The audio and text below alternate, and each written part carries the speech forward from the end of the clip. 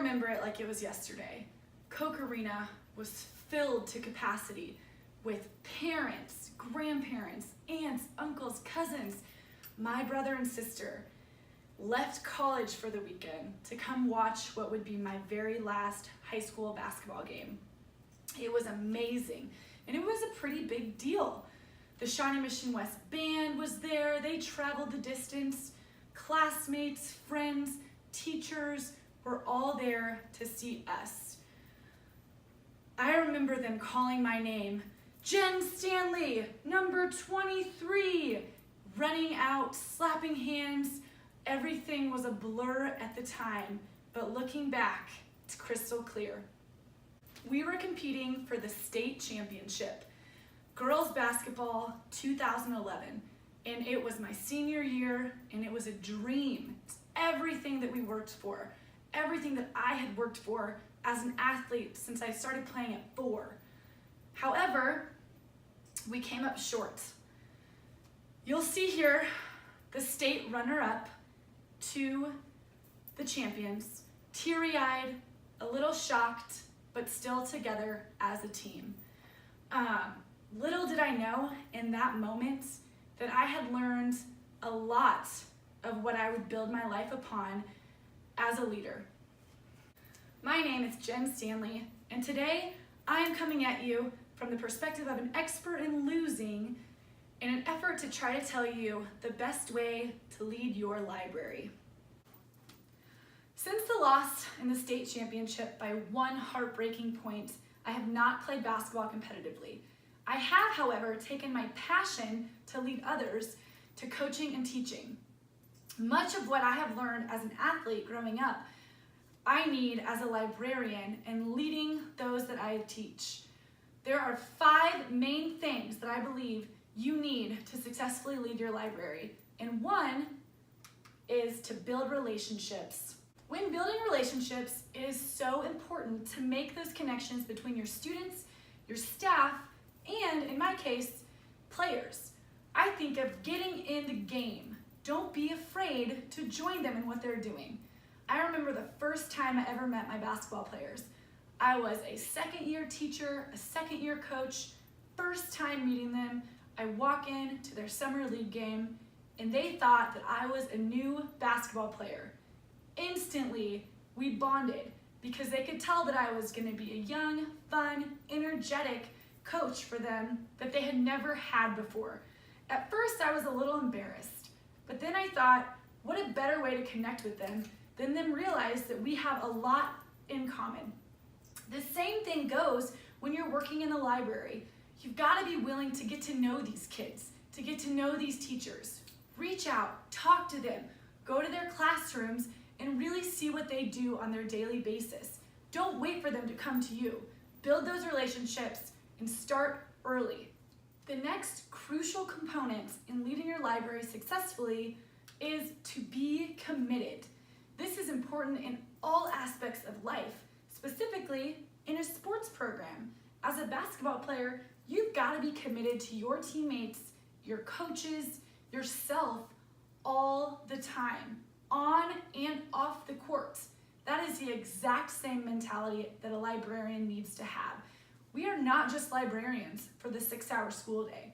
We are there before school starts. We are there during lunch. We are there after school, helping students get that paper printed out, finding that research they really need for their project. We have to be committed for them. We also have to be committed to our teachers.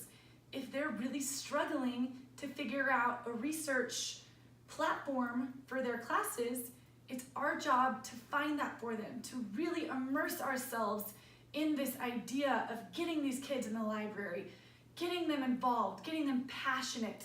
We have got to be committed to being those librarians every single day. Next, we have to be willing to grow in the off season. This means putting in the work when no one else is watching.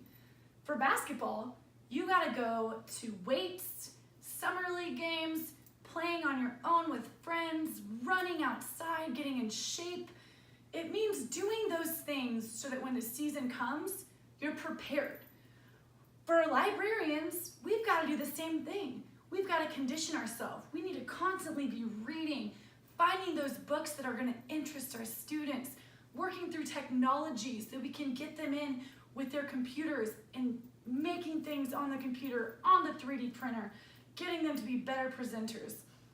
We've got to be able to work in those times when we're not necessarily expected to work, right? It's super, super important in getting a step ahead and making sure that we're ready. In addition to growing individually and making ourselves better leaders, we've got to also work as a team, being willing to collaborate with others. In basketball, we often say that teamwork makes the dream work. There's 5 people on the court, there's at least 10 people on the bench, and you need every single person to be successful. The same is true in the library. You not only need the library expert, but you need the students to feel engaged. You need them to really want to do what you're having them do. You need to have the teachers willing to work with you, willing to work with other disciplines, and to create that awesome project that's going to utilize your resources and technology that is available. If we don't work as a team, we're not going to be nearly as successful in the end, and that is the goal. Finally, in order to win, you have to be a great teammate. You have to be that positive resource and set others up for success, because at the end of the day, we're either gonna win or we're gonna lose, and we're gonna do it as a team. I remember when I was in high school, one of my biggest roles as being a great teammate was getting people excited for the game. I would walk around during the school day, high-fiving my teammates, telling everyone that we had a game.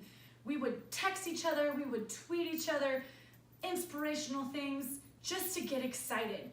People saw me as a leader off the court just as much as they saw me a leader on the court, because I did those essential things to get people excited. We have got to do the same thing as librarians. We have to be every single student's teammate. Be a great teammate to all of them. Get them in the library, make them feel comfortable, let them use the resources that they're excited about. The same thing goes with our teachers. We have to be an option for them, otherwise they're not going to want to come and bring their students in to do the things that we would really like to do with them. In closing, there are 5 main components to lead as a librarian in your school. 1, build relationships. Get in the game. Don't be afraid to put yourself in the position of the student or the teacher and really work with them. Show them how much you care. Number 2, be committed. This means on and off the courts.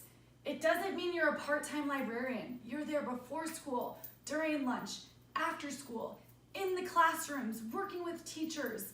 It's so important to show your commitment to your school and the success of our programs.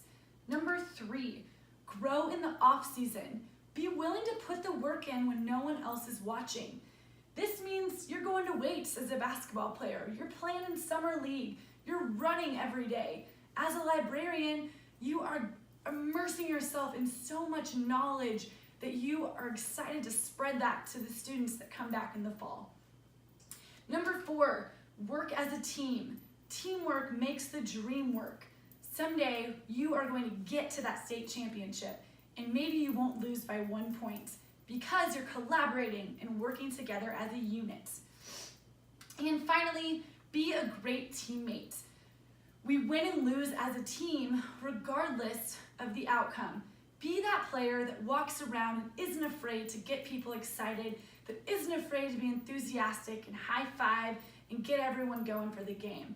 Set each other up for success, and you will find yourself in a positive position at the end of the game. Thank you.